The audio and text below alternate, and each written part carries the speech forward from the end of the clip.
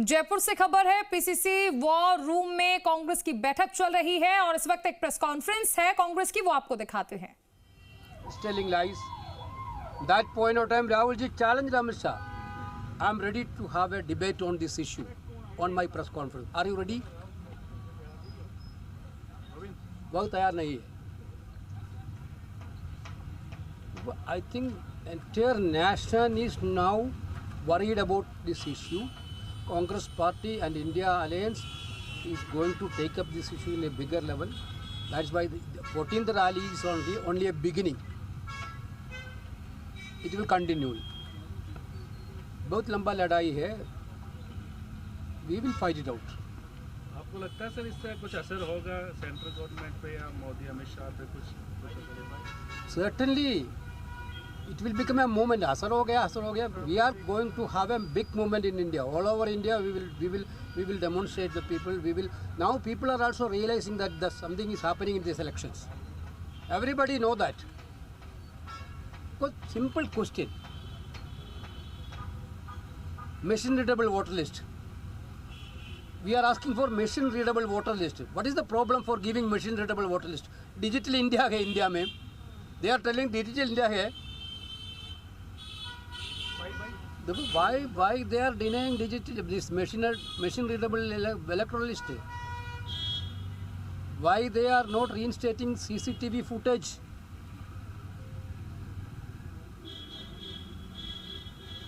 These are the important questions. There is no answer. The entire opposition party is having a mistrust with the Election Commission of India. At least they should come and explain us. They should come and give an answer to us. No answer is given. It's clearly our democracy is in danger. It is our duty. We think that it is our duty to fight it out and bring back the democracy in India. Actually, that is the real fight is going to be happen. We will not let down this agitation. We will go ahead. Makan ji, आपने बोल दिया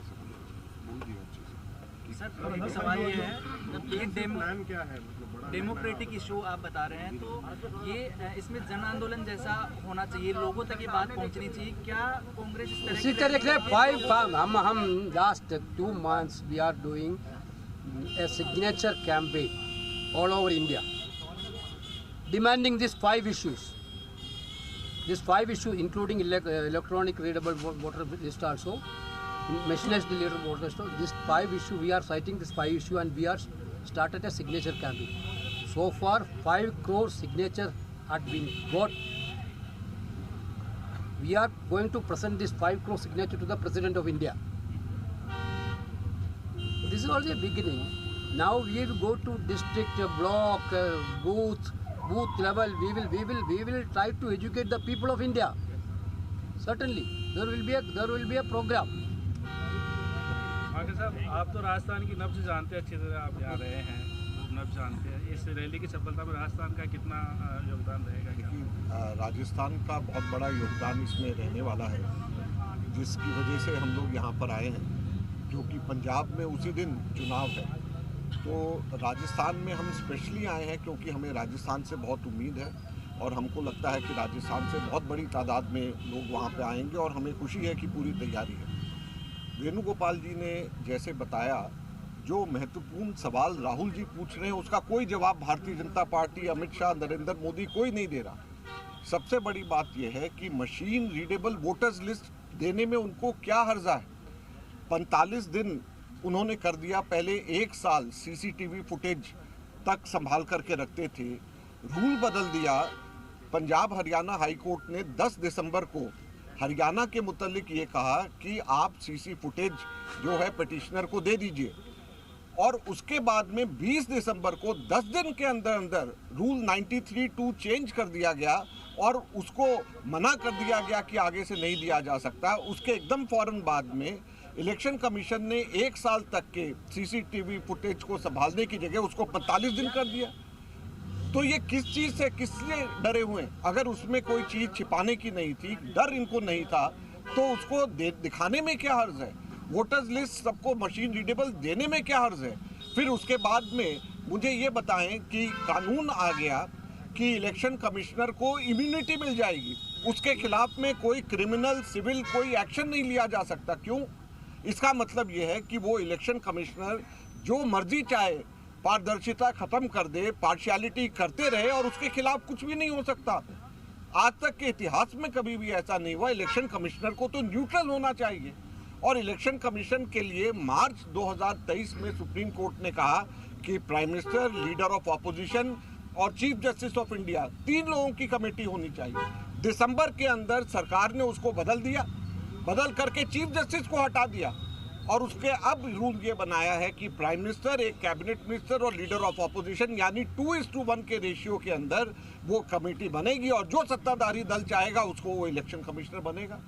तो ये सारी की सारी चीज़ें vote चोरी, वोट डकैती के लिए ये हो रही है और लोकतंत्र के ऊपर एक बहुत बड़ा हमला है। कोई भी सत्ताधारी दल उसको लोगों को एम्प्लॉयमेंट देना, पानी देना, लोगों का काम करना उसकी जिम्मेवारी है, लेकिन सबसे बड़ी जिम्मेवारी किसी भी सत्ताधारी पार्टी की लोकतंत्र को अक्षुण्ण रखना, लोकतंत्र को बचा करके रखना भी है। और इसके अंदर ये पूरी तरीके से भारतीय जनता पार्टी, नरेंद्र मोदी, अमित शाह पूरी तरीके से विफल हो गए हैं। और जैसे वेणुगोपाल जी ने कहा, 14 तारीख की रैली एक ये शुरुआत है और इसके बाद में हम लोग आगे और इसको तेजी से नीचे लेवल पे लेकर के पूरे देश भर में जाएंगे। राजस्थान से हमें बहुत बड़ी उम्मीद है और हमें खुशी है, अच्छी तैयारी यहाँ पे हो रही है। माकन साहब, राहुल गांधी जी ने 16 दिन की यात्रा की बिहार में इसी मुद्दे को लेकर, लेकिन जनता के मन में ये असर नहीं कर पाया। कोई बात नहीं, हमारी कोशिश जारी रहेगी। हो सकता है कि किसी को ऐसा अभी समझ में नहीं आया हो, लेकिन एक चीज तो तय है कि बिहार के अंदर भी इलेक्शन कमीशन ने पहले दिन कहा कि इतने वोट हुए, उससे पहले SIR के लिए उन्होंने कहा इतने टोटल कुल वोट है। तो दोनों और सभी के अंदर अनियमितताएं हैं, मिसमैच है। जैसे हरियाणा के अंदर पहले दिन उन्होंने 5 अक्टूबर को कहा 61.7% वोट है, 6 अक्टूबर को 64% हो जाते हैं और 8 अक्टूबर को जब काउंटिंग होती है तो 68% हो जाते हैं। तो लोगों को हम बता रहे हैं और धीरे धीरे करके सबको समझ में आ रहा है। थैंक यू, सबको धन्यवाद।